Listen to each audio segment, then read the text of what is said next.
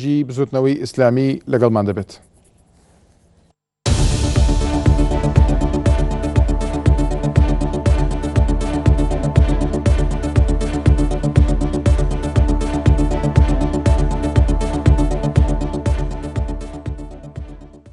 ئەم کاتت باش کاک عەبدوڵڵا لە کۆبوونەوەکەدا باس لە چی کرا؟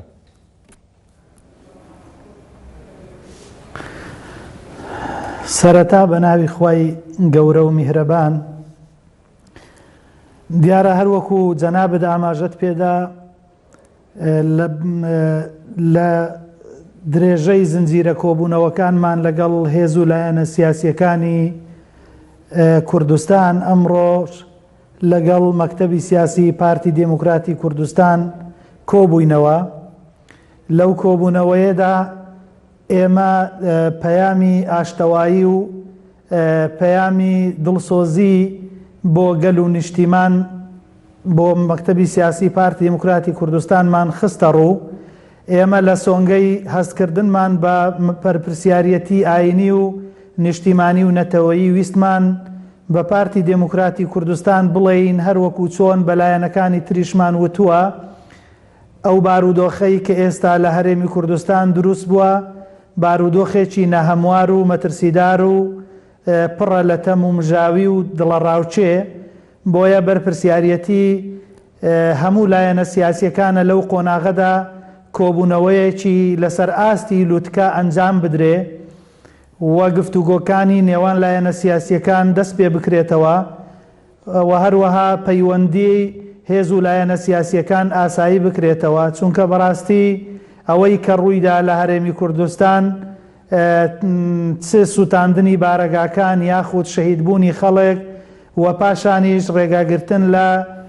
سەرۆکی پەرلەمانی کوردستان بۆ هاتنە ناوەوەی هەولێر و هەموو ئەو شتانە بە حەقیقات بارودۆخی هەرێمی کوردستانیان ئاڵۆزتر کردووە. بۆیە ئێمە وەکو لایەنێکی سیاسی ئیسلامی ئەگەرچی تێبینی و ملاحەزاتی زۆرمان هەیە لەسەر ڕەوتی کۆبوونەوە پێنج قۆڵیەکان و پاشان ئەو داخوازیانەی کە پێنجلایەنەکە هەیەی بۆ ڕزگارکردنی هەرێمی کوردستان لەو قەیرانانە، بەڵام بەڕاستی بەرژەوەندیە باڵاکان گەورەترن لە بەرژەوەندی هەموو کەس و هەموو هێز و لایەنێکی سیاسی لە هەرێمی کوردستاندا. ئەوەی تێبینیمان کرد ئەمڕۆ کەتان کردووە وەڵامی پارتی دموکراتی کوردستان چی بووە لەم بارەیەوە؟ ئەوەی کە ئێمە ئەمڕۆ تێبینیمان کرد لە مەکتەبی سیاسی پارتی ئەوە بوو کە ئەوانیش بە پەرۆشی خۆیان نیشاندا بۆ ئەوەی کە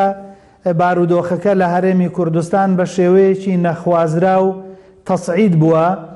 بۆ هێورکردنەوەی بە حەقیقات ئەوان ئامادەی تەواوی خۆیان دەربڕی، وتیان ئێمە هێڵی سوورمان لەسەر هیچ پرس و بابەتێک نییە کە لە هەرێمی کوردستاندا ڕوویداوە یاخود ڕوئەدا و ئێمەش لە حەقیقەتدا پێمان وتن کە پارتی دێموکراتی کوردستان گەر خۆی بە دەسەڵاتی یەکەم و مشورجێڕ و خەمخۆری یەکەمی ئەو وڵاتە ئەزانێت ئەبێ دەستی لە هەموو کەس درێژتر بێت بۆ ئاشتەوایی، بۆ دەستپێکردنەوەی حیوار و گفتوگۆکان. ئەوانیش لە ڕاستیدا باسییان لەوەیان نییە، تەنانەت هێڵی سووریشیان نییە بۆ کۆبوونەوە لەگەڵ بزوتنەوەی گۆڕان باسییان لەمە کرد. لە حەقیقەتدا ئەوان قەناعەتیان وایە کە هەرچەندە کێشەکان قوڵ ببێتەوە یاخود ئاستەنگەکان فراوانتر ببێت، بەڵام ئەبێ هەمومان دوجار هەموو هێز و لایەنە سیاسیەکان بەبێ ئیستیسنا لەسەر مێزی گفتوگۆ دابنیشین و بابەتەکان بەیەکەوە تاوترکەین و لە دەرەنجامدا بگەینە ڕێکەوتنێکی گشتگیر. ئێوە پێشنیازەکەی ئێوە ئەوە بووە کە کۆبوونەوەی لوتکەی هەموو لایەنەکان بکرێت. ئەوان چیان وت بە تایبەتی لەبارەی بەشداری پێکردنی گۆڕان لەو کۆبوونەوانەدا؟ ئەمان لەگەڵ گۆڕاندا کۆ دەبنەوە بە وازەحی بەڕوونی ئەمەیان وتووە؟ ئەمان بە ئێمەیان نەوتووە کە ئێمە ئامادەنینە لەبەر لەگەڵ بزوتنەوەی گۆڕان یاخود لایەنەسی هیچ لایەنێکی سیاسی تردا کۆ نەبینەوە. ئەمان وتویانە ئێمە کە زۆر دەستخۆشیان لە بزوتنەوەی ئیسلامی کرد بۆ ئەو هەوڵی نێوانگیریەی کە ئێمە شانمان داوەتە بەر لە ڕاستیدا، و لە هەمان کاتیشدا ئەوان وتیان بارودۆخەکە بە حەقیقات تۆزێک شڵەژاوە ئەو شڵەژانەش پێویستی بە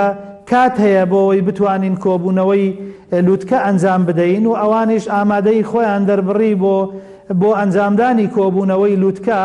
لە نێوان لایەنە سیاسیەکان، چونکە قەناعەتی کولیان هەیە و هەموو هێز و لایەنە سیاسیەکانیش ئەبێ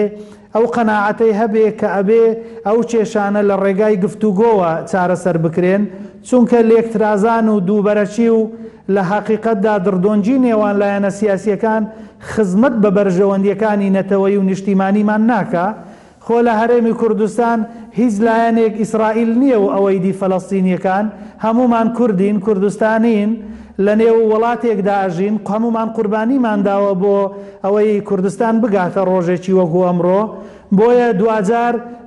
هەرچەندە کێشەکان و گرفتەکان داخوازیەکان فراوانتر و گەورەتر ببێت، هەرە بێ لە ڕێگای مێزی گفتوگۆ چارەسەر بکرێ. و ئێمە تەئکیدیشمان لەسەرەوە کردەوە بەڕاستی هێزەکانی پێشمەرگە، ئاسایش، پۆلیس، فەرمانبەران، مامۆستایان، هەموو چین و توێژەکانی کە موچەخۆرن لە حکوومەتی هەرێمی کوردستان بەڕاستی زیانێکی گەورەیان پێکەوتووە. پێویستە ئەم شتانە نەکرێنە قوربانی ململانەی سیاسیەکان و پێویستە هەرچی زووە حکوومەتی هەرێمی کوردستان کار بکە بۆ دابینکردنی موچەی فەرمانبەران. بەڕاستی ژیان بە زۆرێک لە هەرێمی کوردستان شێواوە کە کاریگەری زۆر نەرێنی کردوتە سەر ژیانی هەموو هاوڵاتیان. بزوتنەوەی ئیسلامی تا چەند دەیەوێت ببێت بە نێوەندگیر بە تایبەتی لە نێوان پارتی و گۆڕاندا؟ لە ڕاستیدا ئەمڕۆ ڕاستە کێشەکان قوڵترن لە نێوان پارتی دموکراتی کوردستان و بزوتنەوەی گۆڕان. ئەتوانین تەشخیصی بابەتەکە بەو شێوەیە بکەین، بەڵام لە هەمان کاتیشدا ئەو هێز و لایەنە سیاسیانەی تریش کە لە ساحەی سیاسی وجودیان هەیە و بەشدارن لە حکوومەت، بەشدارن لە کایە و پرۆسەی سیاسی، چ لە ناو پەرلەمانە، چ لە حکوومەت و کە چ لە دەرەوەشدا، لە حقیقەتدا ئەمانیش ئەبێ بە هەمومانەوە بەشدار بین لە چارەسەرکردنی ئەو کێشانە لە ڕاستیدا. لەبەر ئەوەی کە برینەکەی قوڵ کردوتەوە ئەم پێنج لایەنە سیاسیە تەنها کۆبوونەوەکان لە نێوان خۆیاندا بەداخراوی ئەنجامەدەن. هێز و لایەنی سیاسی تر بەشداری ئەو کۆبوونەوانە پێناکەن بۆی کە قسەی خێر لە نێوانیاندا بکەن یاخود هەوڵ بدەن بۆ چارەسەرکردنی کێشە و گرفتەکان. بۆیە ئێمە دەمانەوێت هەموو لایەن و هێزە سیاسیەکان لە هەرێمی کوردستان بەڕاستی بەشدار بین لە پرۆسەی چاکسازی، لە پرۆسەی ئاشتەوایی، لە پرۆسەی ئاساییکردنەوەی پەیوەندیەکانی نێوان لایەن سیاسیەکان و دەستپێکردنەوەی گفتوگۆکان، چونکە ئەگەر گفتوگۆکان دەست پێ نەکرێنەوە لە ڕاستیدا ناتوانێت هیچ لایەنێک ناتوانێت هیچ بکە. بۆیە لێرەدا پێویستیمان بە ئیرادەیەکی سیاسی پڕ لە خەیر هەیە بۆ ئەنجامدانی کۆبوونەوەیەکی فراوانی لووتکەی هێز و لایەنە سیاسیەکان. دکتۆر شوان قەڵازەیی کە سەرۆکی فراکسیۆنی بزوتنەوەی ئیسلامیە لە پەرلەمانی کوردستان دەڵێت ئەوەی کە پارتی کردی یاخود بڕیارەکانی پارتی کودەتا بوون، ئەمە ڕای فەرمی بزوتنەوەی ئیسلامیە؟ لە ڕاستیدا ئەو ڕووداوانەی کە ڕوویدا هاتە پێشەوە لە حقیقەتدا ئێمە بەیانی فەرمی بزوتنەوەی ئیسلامی کۆبنەوەی مەکتەبی سیاسی بەلاغی کۆتاییمان ڕاگەیاند نیگەرانی و دڵگرانی خۆمان دەربڕی لەوەی کە ڕێگە گیراوە لە داخلبوونی سەرۆکی پەرلەمانی کوردستان بۆ هەولێر، چونکە ئەمە کێشەکان قوڵتر دەکاتەوە. ئەمە لەلایەکی تر هەرچەندە ئێمە ئەمانە ئەبێ موسساتی یاسایی لە هەرێمی کوردستان بە ڕۆڵی ئیجابی خۆی هەڵبستێ، ئەبێ هەموو هێز و لایەنە سیاسیەکان ڕۆڵ بجێڕن لە پاراستنی شکۆمەندی پەرلەمانی کوردستان کە باڵاترین دەستگای یاساییە لە هەرێمی کوردستان. بزوتنەوەی ئیسلامی هاوڕایە لەگەڵ فراکسیۆنەکەی لە پەرلەمان کە فراکسیۆنی کودەتا بوو. فراکسیۆنی بزوتنەوەی ئیسلام بەڵێ ببەخشە تێنەگەیشتم لە قسەکەی جەناب. ئێوە هاوڕان لەگەڵ فراکسیۆنەکەتان لەناو پەرلەمان، فراکسیۆنەکە دەڵێت ئەمە کودەتا بوو، ئێوە دەڵێن چی؟ ئێمە لەگەڵ فراکسیۆنی بزوتنەوەی ئیسلامی بەڕێز دکتۆر شوان قەڵاتزەیی تێڕوانین و سەرنج و تێبینیەکانی فراکسیۆنی بزوتنەوەی ئیسلامی لە پەرلەمانی کوردستان ئەخاتە ڕوو و ئێمە وەک بزوتنەوە ئێستا کە دەستمان داوەتە ئەرکێکی نەتەوەیی و ئەرکێکی نیشتیمانی و ئەرکێکی ئاینی،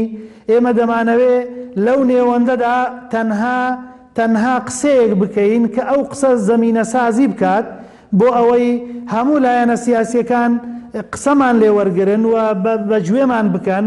و ئەمە ئەگەر بمانەوێ شتێکیان پێ بڵین لە کۆبوونەوەکانی خۆمان پێیان دەڵێین کە بەڕاستی ئێوە هەڵەتان کردووە، ئەم کارێکی باش نییە کە کردوتانە، دەمانەوێت لە حەقیقەتدا ئەو شوناس و سومعە و کەسایەتی بزوتنەوەی ئیسلامی کە ئێستا دەستمان داوەتە ئەرکێکی قورس و داوا لە هەموو هێزولایەنە سیاسیەکانی تری کوردستانیش دەکەین و داوا لە خێرخوازانیش دەکەین لە مامۆستایانی زانکۆ بە دڵنیاییەوە پێمان وتوونە کە ئەمە بارودۆخەکەی قڕستر کردووە، بارودۆخەکەی ناهەموارتر کردووە لە حەقیقەتدا، بەڵام ئەمانیش مبەڕری خۆیان دەهێننەوە بۆ ئەو ئیجراءە سیاسیەی کە کردویانە، چکە ئەمە ئیجراءێکی یاسایی نییە بەڵکو ئیجراءێکی سیاسیە. بۆیە ئێمە دەمانەوێت خەڵکی تریش هاوکارمان بێ کاکە ئەگەر چی برینەکان لە هەرێمی کوردستان قوڵ ببنەوە و شێشەکان گەورەتر ببێت، ئێمە ئەبێ بەڕاستی لە هەوڵە خێرخوازیەکانی خۆمان کۆڵ نەدەین و جەماوەری خەڵکی کوردستان پێویستیمان بە پشتیوانی جەماوەری خەڵکی کوردستان هەیە، پێویستیمان بە پشتیوانی زانایانی ئاینی هەیە، بە مامۆستایانی زانکۆ هەیە، بە هەموو چین و توێژووکانی کۆمەلگا و سێکتەرەکانی ڕێکخراوەکانی کۆمەلگەی مەدەنی هەیە کە پشتی بزوتنەوەی ئیسلامی و پشتی هەر لایەنێکی خێرخواز بگرن کە دەیانەوێ هەرێمی کوردستان لە قەیرانی پێنج حیزبی ڕزگار بکەن، لە قەیران و ململانەی ناشەریفی حیزبایەتی ڕزگار بکەن. بەڵێ پارتی ڕایگەاندووە کە زنجیرەیە کۆبوونەوە دەکات. ئەگەر ئێوە ئاگادارن